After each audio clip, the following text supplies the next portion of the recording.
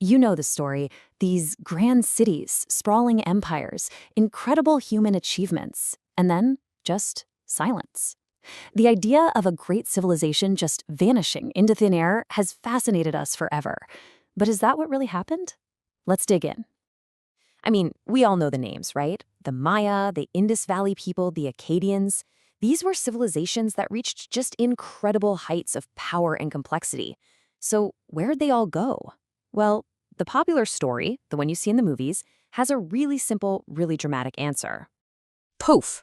Gone. Just wiped off the map by some mysterious disaster, becoming a lost chapter of history. It makes for a fantastic movie plot. But is it true? So in this explainer, we are going to completely dismantle that myth. We'll start with the Hollywood version, then we'll dive into what science tells us about how civilizations actually fail. We're going to look at what this all meant for the people living through it, and, maybe most importantly, what these ancient collapses can teach us about our own world today.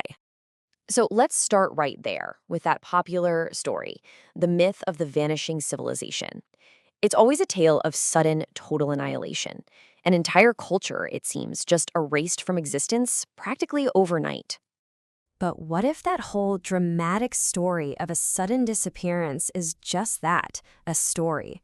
What if the truth is actually a lot quieter, way more complex, and in the end, so much more important for us to understand? Okay, so let's shift gears and look at the modern scientific view. Because archaeologists and climate scientists, they tell a completely different story. And it's not a story about people vanishing. It's a story about systems failing.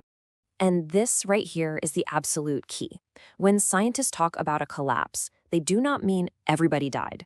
What they mean is that the complex systems holding that society together, things like a central government, long-distance trade networks, building giant monuments, all of that just broke down. And this isn't some big, explosive event. It's a slow, quiet process. You can almost picture a really complex machine just grinding to a halt over decades, maybe even centuries. It turns out civilizations don't go out with a bang. They kind of just fizzle out quietly. So what causes this failure? Well, it's never, ever just one thing. Modern research shows it's always a perfect storm of many different pressures all hitting at once. Think of it like you're stacking weights on a fragile table. Climate stress adds a weight. Running out of resources adds another. A rigid government that refuses to adapt? That's another heavy weight. Eventually, the whole system just can't take the load anymore, and it crumbles. All right, enough theory. Let's look at some real-world examples to see how this actually played out. We're going to revisit a few of those famous lost civilizations, but we're going to look at them through this new scientific lens. Let's take the Great Indus Valley Civilization. The old myth was that some mysterious invading army came in and conquered them. But the archaeological reality, it tells a totally different story. All the evidence points to the slow, gradual decline caused by long-term climate change. The monsoon patterns they relied on shifted, the rivers that were their lifeblood changed course, and their whole agricultural system just slowly fell apart. No invasion needed. And when you look closely, this reveals a powerful pattern that just repeats itself throughout history. Look at this timeline. Around 2200 BCE, there's a sudden shift to a much drier climate. And what happens? The Akkadian Empire collapses. Now fast forward more than 3,000 years. A massive, prolonged drought hits Central America, and guess what? The political systems of the great Maya cities fail. We are talking about two totally different cultures, on different continents separated by millennia, but they were both hit by one powerful, common stressor, a major climate shock. Okay, so this all leads to a really critical question. We see these incredible cities abandoned, these huge empires crumbling into dust. So, does that mean all the people just died out? The answer to that is a huge resounding no. And this might be the single biggest misconception of them all. So if they didn't all die, what did happen to the people? Well, this isn't a story of extinction. It's actually an incredible story of survival, of resilience, and of profound adaptation. When those big, complex systems failed, the people didn't just vanish. They survived. They adapted to their new reality. They moved into smaller villages, they changed how they farmed, they created entirely new forms of culture.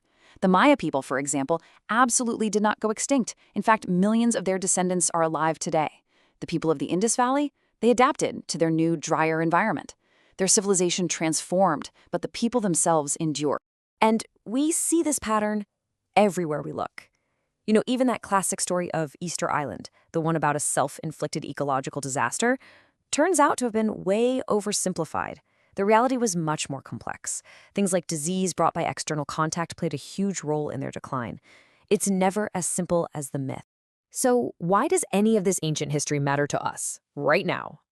Because this isn't just about the past. These stories are really powerful case studies in something that affects every single one of us: systemic fragility. This quote really just nails it. The ultimate cause of the collapse wasn't the drought or the river changing course or even social unrest. The ultimate cause was the fragility of the system itself, its inability to handle those shocks. The outside pressures just revealed the cracks that were already there all along. And that brings us to the most important question of all. We've just seen how ancient societies collapsed when their fragile systems faced a storm of pressures they just couldn't handle. Our own global civilization today is, without a doubt, the most complex system humanity has ever built. So as we face our own set of interacting pressures, from climate change to resource depletion, we really have to ask ourselves, are we building a system that's truly resilient? Or are we just building a more intricate one, waiting for its own quiet failure?